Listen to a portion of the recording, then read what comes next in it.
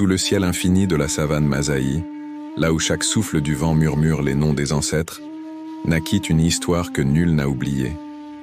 Une légende qui a traversé les âges, portée par les voix des anciens et gravée dans la terre rouge du Rift.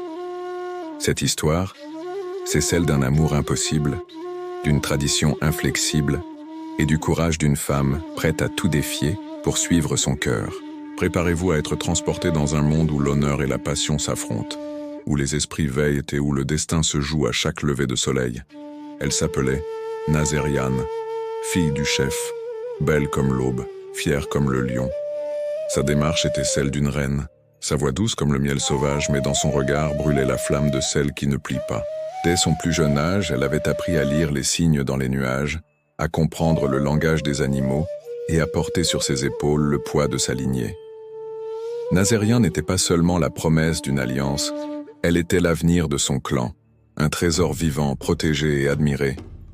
Chacun voyait en elle la gardienne des coutumes, la mère des futurs guerriers, mais au fond de son âme, un esprit libre sommeillait, un esprit qui rêvait d'horizons plus vastes que ceux tracés par la tradition.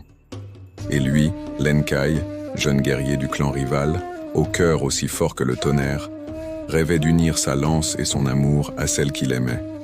Il était connu pour sa bravoure au combat, sa capacité à pister le léopard dans la nuit la plus sombre. Ses yeux avaient la profondeur des cieux étoilés et son sourire pouvait apaiser les tempêtes. Lenkai n'était pas un chef, il n'avait ni troupeau immense, ni terres à offrir, seulement la force de ses bras et la loyauté de son cœur. Il avait aperçu Nazériane pour la première fois lors d'une grande cérémonie entre les clans, un bref échange de regards qui avait suffi à sceller leur destin. Il savait qu'elle était intouchable, un fruit défendu gardé par les épines de la rivalité ancestrale. Mais l'amour, comme le fleuve, ne choisit pas son chemin. Mais entre eux se dressait un mur, la tradition. Un mur érigé par des générations de rivalité, de pactes et de devoirs. Nazériane avait été promise depuis sa naissance à Sironka, fils d'un chef voisin puissant. Cette alliance n'était pas une affaire de cœur, mais une stratégie de survie, un contrat scellé par le sang et le devoir pour assurer la paix et la prospérité des deux peuples. Rompre une telle promesse, c'était déclarer la guerre, c'était cracher sur l'honneur des ancêtres et attirer leur colère sur tout le clan. Les anciens veillaient, leur regard sévère rappelant à chaque instant que le bonheur d'un seul ne pouvait primer sur le bien-être de tous. Mais comment éteindre le feu d'un amour sincère? Comment demander à deux âmes qui se sont reconnues de s'ignorer pour toujours? Sous la lune rouge, complice silencieuse de leur transgression, ils se retrouvaient en secret. Dans les plaines dorées, à l'abri des regards, là où seuls les esprits bienveillants pouvaient les voir, ils laissaient libre cours à leurs sentiments. Leurs rencontres étaient des instants volés au temps, des parenthèses enchantées, où les lois des hommes n'avaient plus cours. Lenkai lui offrait des fleurs sauvages cueillies au péril de sa vie.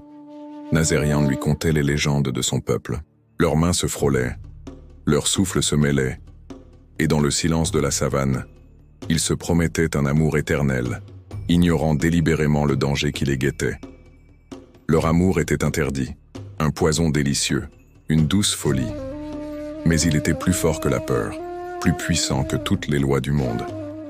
Mais un secret ne le reste jamais longtemps sous le soleil implacable de l'Afrique. Quand la vérité éclata, rapportée par un chasseur jaloux, le feu du déshonneur consuma tout sur son passage. La fureur du père de Nazériane fut terrible. La trahison de sa propre fille était une blessure profonde, une humiliation publique. Le conseil des anciens fut convoqué et le verdict tomba implacable comme la sécheresse. Lenkai, le paria, fut chassé des terres du clan, banni à jamais, sa vie ne tenant qu'à un fil s'il osait revenir.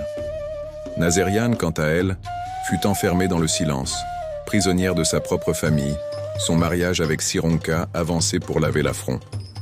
Mais au lieu de se soumettre, la jeune femme choisit de défier le destin pour sauver son amour. Le feu dans son regard n'était pas éteint. Il s'était transformé en un brasier dévorant. Dans la nuit qui précéda ses noces forcées, Nazériane s'enfuit. Elle ne prit rien avec elle, sinon le courage de son cœur de guerrière et un petit poignard, symbole de sa détermination.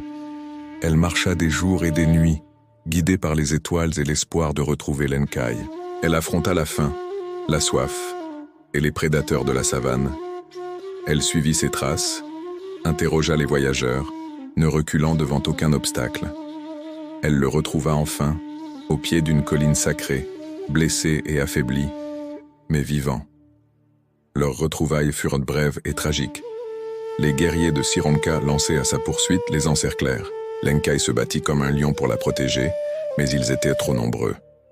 Nassériane, voyant l'homme qu'elle aimait tomber, poussa un cri qui glaça le sang de ses ennemis et se dressa, seul, face à eux. Aujourd'hui encore, les anciens disent qu'au sommet de cette colline sacrée, quand le vent souffle fort et que la lune est pleine, on peut entendre un tambour battre doucement un rythme lent et régulier qui résonne dans toute la vallée. Ce n'est pas le son d'un instrument, disent-ils, mais le battement du cœur de la guerrière. C'est le cœur de Nassériane, qui continue de battre pour son amour perdu, un écho éternel de son courage et de son sacrifice. Sa légende est devenue un chant, une leçon pour les générations futures. Même face à la tradition la plus rigide, même face à la mort, l'amour véritable ne meurt jamais. Il se transforme, il devient vent, il devient son, il devient légende. Merci d'avoir écouté l'histoire du cœur de la guerrière. Si cette légende vous a touché, n'hésitez pas à laisser un commentaire pour partager vos impressions. Abonnez-vous à la chaîne pour ne manquer aucune de nos prochaines histoires venues du fond des âges. À très bientôt.